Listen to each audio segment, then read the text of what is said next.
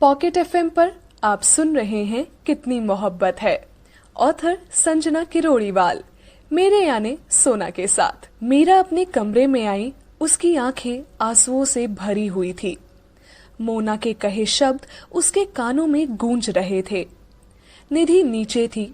मीरा बैठे बैठे सोचती रही। उसे बहुत बुरा लग रहा था। उधर अक्षत अपने कमरे में आया। मोना ने मीरा के लिए जो कहा उसे बहुत बुरा लग रहा था।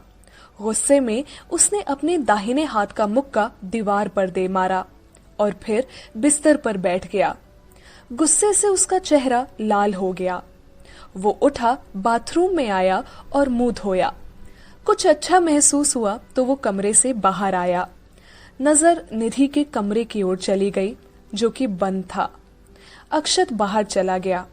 शाम को ज्वेलर्स गहने देकर चला गया।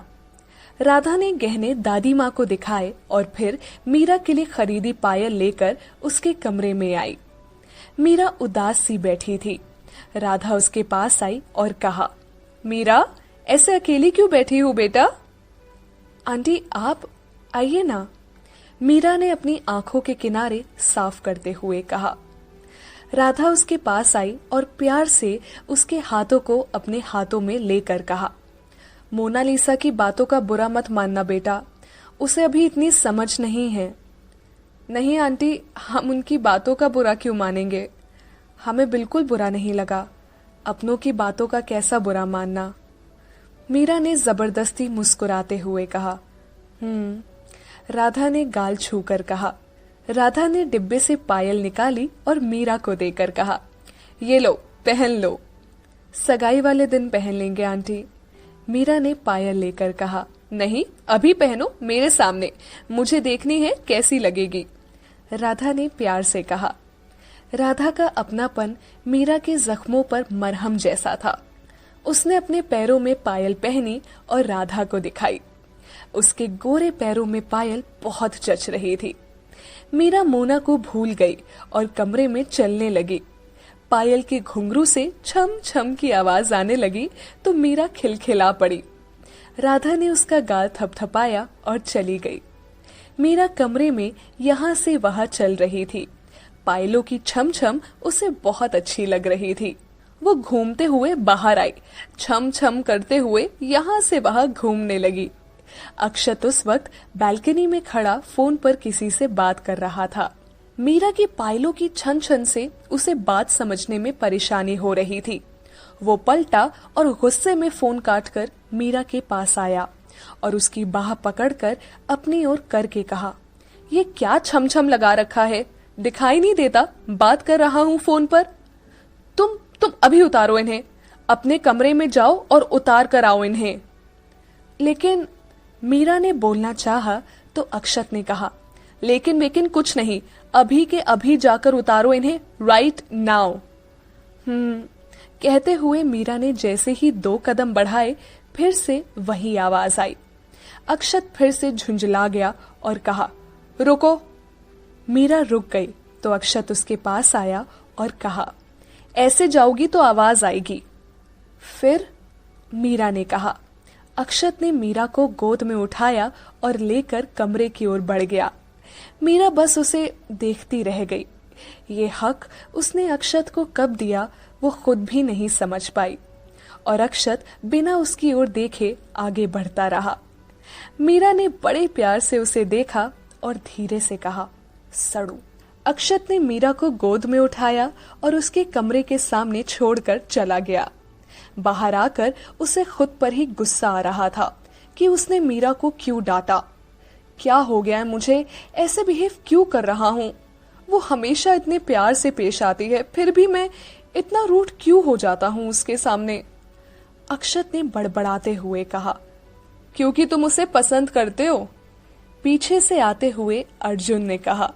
अर्जुन को वहां देखकर अक्षत हड़बड़ाया और कहा, किसे?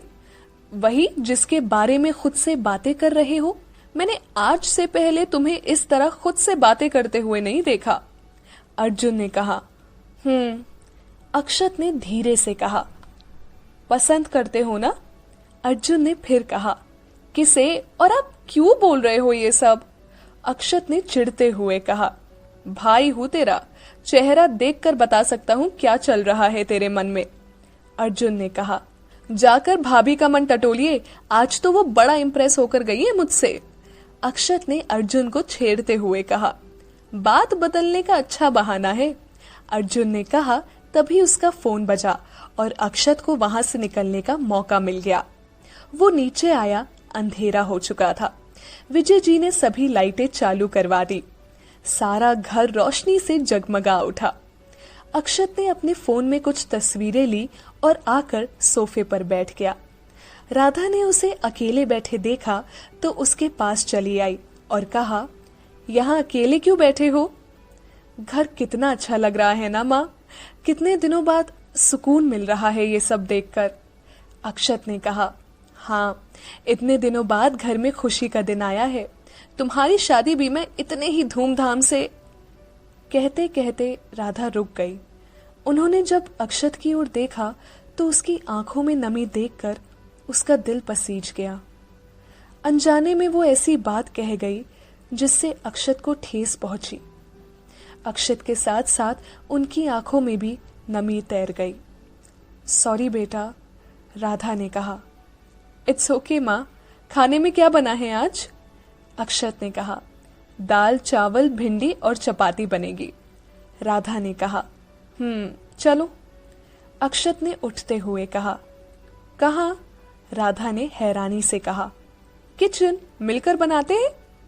अक्षत ने राधा को कंधों से पकड़कर किचन की ओर ले जाते हुए कहा, अरे बेटा, मैं कर लूंगी ना।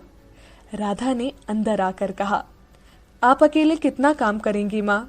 जानता हूँ इस 1 साल में मैं सबसे बहुत दूर हो गया हूँ। अक्षत ने धीरे से कहा, धत, कुछ भी बोलता है, सब ठीक है और तू हमेशा मेरे पास ही रहेगा, पगला। राधा ने कहा, चलो फिर बनाते हैं। अक्षत ने कुकर में पानी डालते हुए कहा, कुछ दिन की बात है, फिर तो नीता इस घर में आ जाएगी और हम दोनों मिलकर बना लिया करेंगे। राधा ने अक्षत का हाथ बटाते हुए कहा।